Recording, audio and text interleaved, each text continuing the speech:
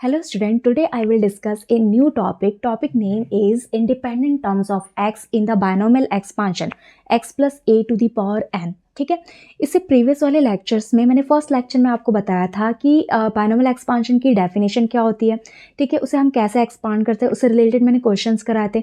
Second lecture में बताया था कि आपका जनरल टर्म का फॉर्मूला क्या होता है, ठीक है, और उससे पर्टिकुलर टर्म्स को कैसे फाइंड आउट किया जा सकता है।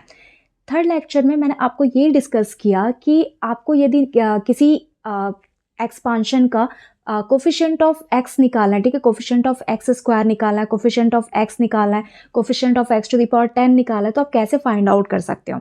आज के लेक्चर में हम डिस्कस करने वाले हैं कि इंडिपेंडेंट ऑफ एक्स आप कैसे फाइंड आउट कर सकते हो किसी बाइनोमियल एक्सपांशन में। अब ये इंडिपेंडेंट ऑफ एक्स का मीनिंग क्या है? इंडिपेंडेंट ऑफ एक्स का मीनिंग है कि वो एक्स पे डिपेंड ना कर रहा हो, ठीक है, वो एक्स पर डिपेंडेंट ना हो। दैट मीन्स वो कांस्टेंट टर्म हो, ठीक है। तो हम यहाँ पे देखते हैं, जैसे सपोजिंग एक एग्जांपल देख लेते हैं। एग्जांपल में हम x+1 का होल स्क्वायर यदि हम इसको ओपन कर रहे हैं, ठीक है, तो ओपन करेंगे तो क्या बनेगा। एक्चुअली आपको पता है कि a+b का होल स्क्वायर है, तो a+b का होल स्क्वायर है, दैट मीन्स क्या होगा, ये x² प्लस 2x प्लस 1, ठीक है, ये मेरा फॉर्मूला बन गया। अब इसमें ये जो पहला टर्म है, पहला टर्म क्या हो रहा है, पहला टर्म x² है, मतलब x पर डिपेंड कर रहा है। जो यहाँ पे सेकंड टर्म है वो भी x से रिलेटेड है, मतलब x पर डिपेंड कर रहा है। बट जो लास्ट का जो कांस्टेंट टर्म है, कांस्टेंट टर्म क्या है, कांस्टेंट टर्म x पर डिपेंड नहीं कर रहा है। यहाँ पे कोई भी वेरिएबल नहीं है, x नहीं है यहाँ पर। तो आपको इसी कांस्टेंट टर्म को फाइंड आउट करना है, ठीक है। कांस्टेंट टर्म को फाइंड आउट करना मतलब यहाँ पे x की पावर क्या होगी, x की पावर होगी 0, राइट। आपको यहाँ पे क्या मिल रहा है, x की पावर 0 होगी, x की पावर क्या होगी, x की पावर 0 होगी। मतलब जो भी आप सॉल्यूशन करोगे वो आप प्रीवियस लेक्चर के अकॉर्डिंग करोगे, ठीक है। आप जनरल टर्म बनाओगे, जनरल टर्म बनाने के बाद आपको r की वैल्यू निकालनी है। r की वैल्यू निकालने के बाद आपको r की वैल्यू निकालनी है। बट r की वैल्यू निकालने के लिए आपके पास क्वेश्चन में पूछेगा इंडिपेंडेंट ऑफ x। तो आपको क्या करना है, इंडिपेंडेंट ऑफ x का मीनिंग है जो भी आपका x का पावर सॉल्यूशन से मिलेगा उसे आपको 0 से इक्वेट कर देना है, ठीक है। x के इंडिसेस को, जो भी इंडिसेस होगा उसको क्या करना है, 0 से इक्वेट कर देना है। क्यों करना है, क्योंकि कांस्टेंट के साथ क्या होता है, कांस्टेंट के साथ x की पावर कितनी होती है, 0 होती है। तो हम यहाँ पे क्या करेंगे, इंडिपेंडेंट टर्म के लिए हम जो भी हमारा इक्वेशन 1 का जो सॉल्यूशन आता है, जब हम जनरल टर्म में पुटअप करते हैं तो उसे 0 से इक्वेट करके सॉल्व करेंगे। नाउ हमारे पास क्वेश्चन गिवन है, ठीक है। क्वेश्चन यहाँ पे दिया है कि find the term independent of x in the expansion. आपके पास ये क्वेश्चन गिवन है, इंपॉर्टेंट क्वेश्चन है, हम इसे सिंप्लीफाइड करने जा रहे हैं, ठीक है। प्रोसीजर सेम होगा। सबसे पहले आपको क्या करना है, यदि आपने थर्ड लेक्चर हमारा देखा होगा तो हमने जैसे जैसे फाइंड आउट किया था, ठीक है, coefficient of x square, same procedure apply करेंगे। बट हाँ, जब हम r की वैल्यू निकालेंगे तो इक्वेशन 1 के x के इंडिसेस को 0 से इक्वेट करेंगे। क्यों करेंगे, क्योंकि इंडिपेंडेंट ऑफ x बोल रहा है, मतलब x की पावर 0, ठीक है। नाउ स्टार्ट करते हैं। तो जनरल टर्म, फॉर्मूला क्या होता है जनरल टर्म का, अब तो ये आपको अच्छे से लर्न हो गया होगा जनरल टर्म का formula. So general term is equal to TR+1 is equal to होता है NCR x to the power n minus r a to the power r। अब हम क्वेश्चन पे आते हैं, ये हमारा जनरल टर्म का फॉर्मूला है। नाउ क्वेश्चन को हम कंपेयर करेंगे। क्वेश्चन आपका क्या दिया है, सबट्रैक्शन फॉर्म में दिया हुआ है, ठीक है। तो इसके लिए मैंने आपको बताया था कि यदि आपका क्वेश्चन जो है बीच में माइनस हो, बीच में माइनस होगा तो क्या करना है, पहले प्लस में कन्वर्ट करना है, ठीक है। तो फर्स्ट टर्म को आप एज इट इज रखोगे, सेकेंड टर्म को आप निगेटिव में चेंज करोगे तो -1/2x की पावर 3 एंड पावर 10, ठीक है। इसको हम किससे कंपेयर करेंगे, इसको कंपेयर करेंगे x plus a to the power n से, राइट। तो हम इसे इससे कंपेयर कर लेते हैं। तो यहाँ पे n की वैल्यू क्या होगी, हम इसे कंपेयर करेंगे तो n की वैल्यू यहाँ पे दिख रही है 10, तो n की वैल्यू मिल जाएगी 10। x की वैल्यू क्या है, यहाँ पे x की वैल्यू है 3x², राइट। नेक्स्ट a की वैल्यू क्या है, a की वैल्यू है -1/2x³, ठीक है। तो हमने यहाँ पे x की वैल्यू निकाल ली, a की वैल्यू निकाल ली, n की वैल्यू निकाली। इस सबको कहाँ पुटअप करना है, पुट करना है फॉर्मूले में, ठीक है, जनरल टर्म के फॉर्मूले में। सो नाउ पुट कर देते हैं TR+1, आप इसको एज इट इज रखोगे, NCR 10 सी आर, आर को आप एज इट इज रखोगे, एक्स के प्लेस में क्या लिखना है आपको, एक्स के प्लेस में लिखना है 3x², n minus r that means 10 minus r, a के प्लेस में यहाँ पे क्या आएगा -1/2x³ to the power are. ठीक है, तो जहाँ जहाँ पे आर था उसे एज इट इज रखेंगे, सारी वैल्यूज को आपको पुटअप करनी है। नाउ कैलकुलेशन स्टार्ट करते हैं। तो 10 CR को हम एज इट इज रखेंगे। ठीक है, 10 CR को आप एज इट इज रखोगे 3x² की पावर 10 माइनस आर, इसको हम सेपरेट कर लेते हैं। तो 3 की पावर क्या होगा, 3 की पावर 10 माइनस आर, x² की पावर 10 माइनस आर। ठीक है, -1 की पावर आर को हम सेपरेट कर लेते हैं, 2x की पावर 3 इसकी पावर आर, इसको हमने सेपरेट कर लिया। ठीक है, तो या फिर आप इसको भी लिख सकते हो, इसको भी हम सेपरेट कर देते हैं। सेपरेट करेंगे तो क्या होगा, 2 की पावर आर हो जाएगा एंड x की पावर 3 की पावर आर। ठीक है, ये हमने सेपरेट कर लिया। तो ये पूरा सेपरेशन करने के बाद फोकस कहाँ करना है, फोकस मैंने बताया था आपको एक्स पे करना है, एक्स में कोई भी मिस्टेक नहीं होनी चाहिए। ठीक है, तो नाउ इस पूरे को हम अरेंज कर लेते हैं। अरेंज करने के लिए हम इसे सेपरेट करेंगे। तो सेपरेट करने के लिए हम यहाँ पे TR+1 इज इक्वल टू, ठीक है, जो टर्म्स हमको अरेंज करने हम अरेंज कर लेते हैं। पहले 10 CR, यहाँ पे मुझे -1 की पावर आर दिख रहा है, तो इसे आप या तो स्टार्टिंग में लिख लो, ठीक है, या फिर आप जहाँ पे है यहीं पे लिख सकते हो। ठीक है, तो पहले हम इसको अरेंज कर लेते हैं। -1 to the power r, 10 CR, 3 की पावर 10 माइनस आर, ये कांस्टेंट टर्म है, यहाँ पे भी कांस्टेंट टर्म है। ठीक है, तो मैं इसको एक साथ कंबाइन कर रही हूँ। तो यहाँ पे क्या होगा, 3 की पावर 10 माइनस आर, 3 की power 10 minus r and divided by क्या आपके पास 2 की पावर आर। ठीक है, कांस्टेंट को आप एज इट इज रखोगे। सॉल्यूशन किसका करना है आपको, सॉल्यूशन एक्स का करना है। ठीक है, एक्स की पावर को हम यदि सॉल्व करते हैं तो एक्स की पावर क्या होगा, एक्स की पावर यहाँ पे हो जाएगा 20 - 2r। ठीक है, इसको सॉल्व करेंगे तो एक्स की पावर 20 - 2r डिवाइडेड बाय यहाँ पे भी एक्स की पावर है, एक्स की पावर क्या होगा, एक्स की पावर 3r। ठीक है, अब हमें क्या करना है, x को सॉल्व करना है। हमने पहले अरेंज कर लिया, अब x को सॉल्व करना है। ठीक है, तो डिनोमिनेटर में जो x की पावर 3r है, इसको हम न्यूमरेटर में कन्वर्ट कर देते हैं। तो यहाँ से सिंप्लीफिकेशन क्या मिलेगा, TR+1 is equal to -1 to the power r into 10 CR, 3 to the power 10 minus r divided by 2 to the power r, x की पावर 20 - 2r एंड x की पावर 3r को न्यूमरेटर में कन्वर्ट करेंगे तो -3r। अब दोनों का बेस सेम है तो पावर्स क्या होगा, ऐड हो जाएगा। ठीक है, पावर्स को हम ऐड कर देते हैं। तो नेक्स्ट स्टेप में मुझे मिलेगा -1 to the power r, 10 CR, 3 to the power 10 minus r, 2 to the power r, x की पावर 20 - 2r - 3r। राइट, यहाँ से मुझे कैलकुलेशन मिलेगा 20 - 2r - 3r। ठीक है, अब ये पावर को सॉल्व करेंगे, दैट मीन्स यहाँ से हो जाएगा -1 की पावर r, 10 CR, 3 की पावर 10 माइनस r, 2 की पावर r। ठीक है, x की पावर क्या होगा, x की पावर 20 - 2r और 3r इज 5r। ठीक है, तो ये मुझे क्या मिल रहा है, TR+1 का सॉल्यूशन मिल रहा है। इसे हम दे देते हैं इक्वेशन 1। ठीक है, इसे हम क्या करते हैं, इसे दे देते हैं हम इक्वेशन 1। ठीक है, ये हमारा क्या होगा, इक्वेशन 1। अब हमें निकालना क्या है, हमने इससे प्रीवियस वाले लेक्चर में भी क्या किया था, आर की वैल्यू निकाली थी, बट वहाँ पे क्या होता था, coefficient of x, coefficient of x²। यहाँ पे कोफिशिएंट ऑफ x² ना बोलकर आपको बोला गया इंडिपेंडेंट ऑफ x, जो कि x पर डिपेंड ना करे, आपको कांस्टेंट निकालिए। तो कांस्टेंट के साथ क्या होगा, किसी भी कांस्टेंट के साथ, मान लो 2 है तो 2 के साथ क्या होगा, x की पावर क्या होगा, 0 होगा। राइट, तो हमें क्या करना है, जब भी आपको फाइंड आउट करना है इंडिपेंडेंट ऑफ x, तो उसके लिए आपको क्या करना है, x की पावर 0, इसकी इंडिसेस 0 है, 0 को क्या करना है, जो आपने इक्वेशन बनाया उसकी इंडिसेस से कंपेयर करना है। ठीक है, तो नाउ हम इसको क्या करते हैं, सिंप्लीफाइड करते हैं इन द नेक्स्ट स्टेप। ठीक है, हम r की वैल्यू फाइंड आउट करेंगे। तो सबसे पहले आप इसे जल्दी से नोट कर लो, आपको सबसे पहले जनरल टर्म बनाना है। जनरल टर्म बनाने के बाद क्या करना है, आपको क्वेश्चन को x और a को और n को क्या करना है, कंपेयर करना है, उसे फॉर्मूले में पुटअप करनी है। फॉर्मूले में पुट करके आपको इक्वेशन 1 बनानी है, ठीक है। नाउ हम अब क्या करेंगे, आर की वैल्यू निकालेंगे। तो आर की वैल्यू निकालने के लिए टर्म को क्या करना है, यदि हमें टर्म निकालना मतलब आर की वैल्यू निकालनी है तो हमें क्या निकालना है, टर्म निकालना है, दिस टर्म इज इंडिपेंडेंट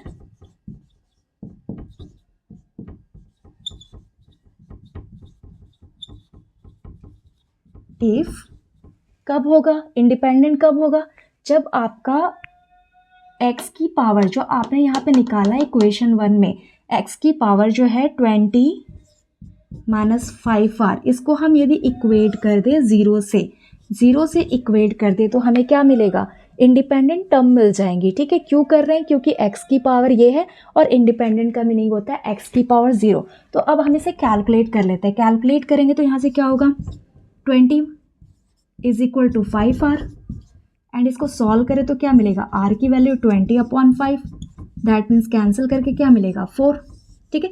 तो r की वैल्यू क्या मिल रही है, r की वैल्यू मिल रही है 4। अब इस r की वैल्यू को क्या करना है आपको, यहाँ से आपको r की वैल्यू मिल गई, ध्यान रखोगे, ठीक है। इंडिपेंडेंट ऑफ x में क्या करना है, जो भी आपने इक्वेशन 1 बनाया है उसमें पावर को क्या करना है, पावर को आपको 0 से इक्वेट करना है। क्यों करना है वो मैंने आपको स्टार्टिंग में बता दी है। अब इस यहाँ से मुझे r की वैल्यू 4 मिल रही है, तो जल्दी से इसे नोट कर लो। हम इसे क्या करते हैं, नेक्स्ट स्टेप में इक्वेशन 1 में पुट कर देते हैं। Now in the next step substituting r is equal to 4 in equation 1, ठीक है। So now in the next step put r is equal to 4 in equation 1, ठीक है। इक्वेशन 1 में हम r की वैल्यू 4 पुट अप कर रहे हैं। सो t r के प्लेस में क्या पुट अप करना है, 4 + 1, ठीक है, यहाँ पे हमने रख दिया। नेक्स्ट -1 की पावर 4, ठीक है, हमने r के प्लेस में रखा।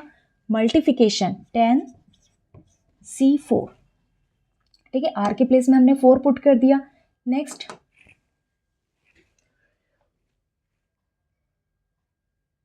ठीक है, नेक्स्ट हम क्या करेंगे, 3 की पावर 10 - 4 डिवाइडेड बाय 2 की पावर, r के प्लेस में रखेंगे 4। नेक्स्ट x की पावर 20 - 5 × 4, ठीक है। नाउ इस सब को हमने क्या क्या इक्वेशन 1 में पुट कर दिया। अब नाउ इसको सॉल्व कर लेते हैं। तो यहाँ से मिलेगा t5 -1 की पावर 4, -1 की पावर इवन वैल्यू है, इवन पावर है, दैट मीन्स द पॉजिटिव। अब 10c4 कैलकुलेट करना है। 10c4 क्या होगा, फैक्टोरियल 10 अपॉन फैक्टोरियल 4, और 10 - 4 कितना होता है, फैक्टोरियल 6, राइट। नेक्स्ट 3 की पावर क्या होगा, 3 की पावर 6, 2 की पावर 4, एंड x की पावर 20 - 20 दैट मीन्स 0, ठीक है, x की पावर 0। देखो ध्यान रखोगे, जब भी आपको क्वेश्चन में इंडिपेंडेंट ऑफ x बोल रहा है, दैट मीन्स क्या होना चाहिए, जब कैलकुलेशन करोगे आप तो x की पावर 0 ही मिलनी चाहिए, क्योंकि x की पावर 0, किसी भी वैल्यू की पावर 0 क्या होता है, 1 होता है। तो आपको यहाँ पे ध्यान रखना है कि जब भी इंडिपेंडेंट ऑफ x बोलेगा तो x की पावर 0 मिलनी चाहिए। क्यों, क्योंकि हमने यहाँ पे 0 से इक्वेट किया था, ठीक है। तो यदि ये 0 नहीं मिल रहा है, दैट मीन्स आपके सॉल्यूशन में कहीं पे मिस्टेक है, तो आपको सॉल्यूशन कहाँ, इक्वेशन 1 को फिर से चेक करना पड़ेगा, ठीक है। तो चलो स्टार्ट करते हैं कैलकुलेशन। फैक्टोरियल 10 को क्या करते हैं हम, लोएस्ट नंबर तक क्या करते हैं, इसको ओपन कर लेते हैं। तो 10 multiplication 9 multiplication 8 multiplication 7 multiplication factorial 6, ठीक है। 4 को ओपन करेंगे तो 4 क्या होगा, 4 3 2 1 एंड फैक्टोरियल 6 को एज इट इज छोड़ देते हैं, ठीक है। 3 की पावर 6 को हम ओपन कर लेते हैं, एंड 2 की पावर 4 3 की पावर 6 क्या होगा, 3 की पावर 6, हम 3 की पावर 6 को कैलकुलेट कर लेते हैं।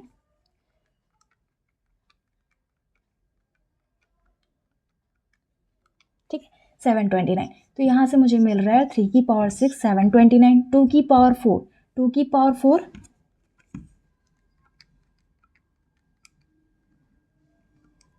16, ठीक है, 16, एंड x की पावर 0 1 होता है। तो ये आप ध्यान रखोगे। अब इसे कैलकुलेशन कर लेते हैं। तो फैक्टोरियल 6 कैंसिल, यहाँ से 4 और 2, 4 × 2 इज 8 होता है, तो 8 को कैंसिल कर देते हैं। 3 से क्या होगा, 3 सा कैंसिल हो जाएगा 9, ठीक है। ये हो गया 10 × 3 × 7। यदि और कुछ आपका कैंसिल हो रहा है तो आप कैंसिल कर सकते हो, ठीक है। एक से हम 2 से कैंसिल करें तो ये 8 टाइम्स जाएगा और ये 5 टाइम्स जाएगा, ठीक है। और कुछ कैंसिल हो रहा था और कैंसिल करके देख सकते हो, बट मुझे यहाँ से अभी जस्ट मिल रहा है 5 इंटू 3 इंटू 7 29 डिवाइडेड बाय 8। ठीक है, अब इसे हम पूरे को मल्टीप्लिकेशन कर लेते हैं। तो मल्टीप्लिकेशन क्या होगा, 5 इंटू 3 इंटू 7 मल्टीप्लिकेशन 729। सो मुझे यहाँ से सॉल्यूशन मिल रही है 76,545 अपॉन 8। ठीक है, तो ये मुझे आंसर मिल रहा है इंडिपेंडेंट ऑफ एक्स के लिए। तो ये आपका करेक्ट आंसर है 76,545। तो सिंपल सा सॉल्यूशन है, जैसे पहले वाले लेक्चर में किया था सेम प्रोसीजर करनी है, बस चेंजेस क्या हो रहा है यहाँ पे, जो भी आपका इंडिसेस होगा इक्वेशन 1 में एक्स की पावर, उसे 0 से इक्वेट करना। तो जल्दी से इसे पूरा नोट कर लीजिए। हम नेक्स्ट एग्जाम्पल करते हैं। ओके, नेक्स्ट एग्जाम्पल करते हैं। ठीक है, प्रैक्टिस के लिए ये एग्जाम्पल मैं वापस से करवा रही हूँ। Find the term independent of x in the expansion 2x minus 1 upon x to the power 10। ठीक है, आपको independent of x find out करनी है। आपके पास क्या दिया गया है क्वेश्चन में, टर्म्स दिए गए हैं 2x minus 1 upon x to the power 10। तो सबसे पहले वापस से स्टार्ट करेंगे। ठीक है, पूरा कंसेप्ट आपका क्लियर है कि आपको जनरल टर्म बनानी है। ठीक है, जनरल टर्म क्या होती है, general term is equal to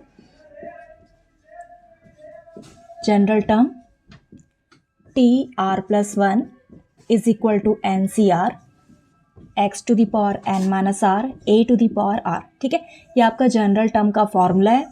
now आपके पास जो क्वेश्चन दिया गया है, क्वेश्चन में क्या दिया गया है, क्वेश्चन में दिया है 2x minus 1 upon x to the power 10, right. इसे हम अरेंज कर लेते हैं। किस में अरेंज करोगे, x plus a to the power n में। ठीक है, तो हम क्या करेंगे, यहाँ पे 2x बीच में प्लस ले लेते हैं, सेकेंड टर्म को निगेटिव ले लेते हैं, -1 upon x to the power 1 minus 1 upon x. उसके बाद पावर क्या करोगे 10, किससे अरेंज करना है, इसे किससे कंपेयर करना है, x plus a to the power n से। नाउ कंपेयर कर लेते हैं। ठीक है, कंपेयर करेंगे, पुट क्या करनी है, n को कंपेयर करेंगे, n की वैल्यू हो गई 10, x की वैल्यू कंपेयर करेंगे, x की वैल्यू क्या है आपके पास 2x, a की वैल्यू कंपेयर करेंगे, a की वैल्यू क्या है -1 अपॉन एक्स। ठीक है, इसको कहाँ पुट करनी है, जनरल फॉर्मूले में पुट करनी है। तो जनरल फॉर्मूले में वैल्यू पुट कर देते हैं। r को आप एज इट इज रखोगे, n के प्लेस में रखेंगे 10CR, x के प्लेस में पुटअप करेंगे 2x की power n minus r, that means the 10 minus r. a के प्लेस में पुटअप करेंगे -1 upon x to the power r। ठीक है, तो r को आपको क्या करना है, एज इट इज रखना है, बाकी सबको आपको क्या करना है, फॉर्मूले में पुट कर देनी है। नाउ अब सिंप्लीफिकेशन करना है, किस पे फोकस करनी है आपको, x पे फोकस करनी है। ठीक है, x आपका सिंप्लीफिकेशन राइट होना चाहिए। तो 10CR को आप एज इट इज रखोगे, टर्म्स को क्या करते हैं, सेपरेट कर लेते हैं। तो 2 की पावर हम लिख सकते हैं 10 माइनस आर, x की पावर हम सेपरेट करेंगे तो x की पावर लिख सकते हैं 10 माइनस आर। नाउ यहाँ से सेपरेट करेंगे -1 अपॉन आर, x की पावर डिनोमिनेटर में क्या होगा, x की पावर r। अब पूरे को हम अरेंज कर लेते हैं। ठीक है, तो अरेंज करेंगे तो -1 की पावर r को स्टार्टिंग में हम अरेंज करके लिख लेते हैं, -1 की पावर r 10CR। ठीक है, मैंने यहाँ पे लिखा, आप यहाँ पे लिखना चाहो तो छोड़ सकते हो। ठीक है, 10CR 2 की पावर 10 माइनस आर। अब x की पावर r को आप केयरफुली सिंप्लीफाइड करोगे। ठीक है, तो x की पावर यहाँ पे है 10 माइनस आर, डिनोमिनेटर की x की पावर आपको न्यूमरेटर में कन्वर्ट कर दो, that means is a negative x की पावर माइनस आर। अब हम इसको सिंप्लीफाइड करके अरेंज कर लेते हैं, क्योंकि बेस सेम है तो पावर्स क्या होंगे, पावर्स हो जाएंगे ऐड। तो 2 to the power 10 minus r x to the power क्या है 10 minus r. So calculation is -1 to the power r 10 CR 2 to the power 10 minus r and x to the power 10 माइनस 2r। ठीक है, तो ये मुझे पूरा अरेंजमेंट मिल रहा है, किसका मिल रहा है, TR+1 का अरेंजमेंट मिल रहा है। तो इसे हम इक्वेशन 1 दे देते हैं TR+1 को, दिस इज इक्वेशन 1।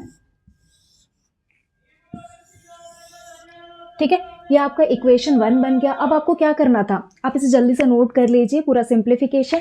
नेक्स्ट आपको निकालना है इंडिपेंडेंट ऑफ एक्स। तो इंडिपेंडेंट ऑफ एक्स के लिए हम क्या करते हैं, जो एक्स की पावर है, जो इक्वेशन 1 में आपको एक्स की पावर मिल रहा है, उसे 0 से इक्वेट करनी है। नाउ तो इंडिपेंडेंट ऑफ एक्स कब होगा, दिस टर्म इज इंडिपेंडेंट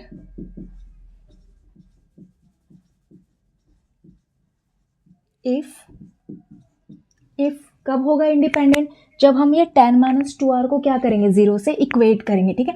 तो हम यहाँ पे 10 - 2r को हम क्या करते हैं, 0 से इक्वेट कर देते हैं। नाउ यहाँ से सिंप्लीफिकेशन क्या मिलेगा, 10 = 2r, और r की वैल्यू क्या होगी, r = 10/2, दैट मीन्स 5, राइट। तो r की वैल्यू मुझे मिल रही है 5, ठीक है। r की वैल्यू आपको क्या मिल गई, 5 मिल गई। अब इसे कहाँ पुटअप करना है, इक्वेशन 1 में पुटअप करना है। इक्वेशन 1 को सॉल्व करके आपको आंसर देनी है, ठीक है। तो इक्वेशन 1 को सॉल्व करके हम यहाँ पे सिंप्लीफाइड कर लेते हैं। इक्वेशन 1 को हम यहाँ पे से सिंप्लीफाइड करके दे देते हैं आंसर, ठीक है। तो इक्वेशन 1 में पुट कर देते हैं। Now from equation 1, now put r = 5 in equation 1, क्योंकि आपने बहुत प्रैक्टिस कर ली है, इससे प्रीवियस क्वेश्चंस भी प्रैक्टिस कर ले, तो आप इजीली से फाइंड आउट कर सकते हो। तो r के प्लेस में वैल्यू पुट कर देंगे। r के प्लेस में क्या होगा, r के प्लेस में पुट अप करेंगे 5 + 1 = -1 to the power r, -1 to the power r, that means -1 की पावर 5, 10 CR 10 C5। नाउ 2 की पावर 10 - 5, ठीक है। 2 की पावर 10 r के प्लेस में 5, x की पावर 10 r के प्लेस में 5 रखेंगे, तो 5 × 2 क्या होता है, 10 होता है, राइट। और 10 - 10 क्या होगा, 0 हो जाएगा, और x की पावर 0 क्या होता है, 1 होता है, राइट। अब इसे कैलकुलेट कर लेते हैं। तो -1 की पावर 5, यहाँ से हमें T6 मिल रहा है, -1 की पावर 5, -1 की पावर 5 क्योंकि ऑड पावर है, दैट मीन्स साइन होगा माइनस। फैक्टोरियल 10 C5 को कैलकुलेट करेंगे तो क्या होगा, फैक्टोरियल 10 अपॉन फैक्टोरियल 5, और 10 - 5 कितना होगा, फैक्टोरियल 5, राइट। 2 की पावर 10 - 5, 2 की पावर 10 - 5 कितना होगा, 5, x की पावर 0, दैट मीन्स 1, ठीक है। तो जब भी इंडिपेंडेंट ऑफ x का क्वेश्चन है तो x की पावर 0 आना चाहिए थी, x की पावर 0 आ रहा है, मतलब सॉल्यूशन राइट है। नाउ अब इसको सॉल्व कर लेते हैं। फैक्टोरियल 10 को क्या करेंगे, 5 तक ओपन कर लेते हैं, तो -10 × 9 × 8 × 7 × 6 × फैक्टोरियल 5, ठीक है। नीचे फैक्टोरियल 5, एक फैक्टोरियल 5 हम छोड़ देते हैं, एंड सेकेंड फैक्टोरियल 5 को ओपन करेंगे, 5 4 3 2 1, राइट। नाउ 2 की पावर 5, 2 की पावर 5 कितना होगा, 2 की पावर 5, 2 × 2 = 4, 4 × 2 = 8, 8 × 2 = 16, 16 × 2 = 32, तो यहाँ पे हो जाएगा 32, ठीक है। अब जो कैंसिल हो रहा है उसे कैंसिल कर देते हैं, फैक्टोरियल 5 कैंसिल, ठीक है। यहाँ से हम 3 से कैंसिल कर सकते हैं, या फिर 5 × 2, 5 और 2 को एक साथ हम ले लें तो 10 कैंसिल हो जाएगा, ठीक है। 4 से हम कैंसिल करते सकते हैं 8 टाइम्स, ठीक है। 3 को हम कैंसिल कर सकते हैं, 3 2 हो जाएगा 6। नाउ यहाँ से क्या बच रहा है, -9 × 8 × 7 × 2 × 8, इसको हम कैलकुलेटर से सॉल्व कर लेते हैं, तो जो फाइनल आंसर होगा वही हमारा करेक्ट आंसर होगा, ठीक है। तो हम इसे कैलकुलेटर से कैलकुलेट कर लेते हैं। सो 9 × 8 × 7 × 2 × 8, तो 8064, तो मेरा आंसर आ रहा है 8064। अच्छा, ये क्या है, इंडिपेंडेंट ऑफ एक्स है, जो आंसर मिल रहा है वो कांस्टेंट है, वो एक्स से इंडिपेंडेंट है, तो यही हमारा फाइनल आंसर है, ठीक है। तो इस क्वेश्चन का जो फाइनल आंसर होगा -8064।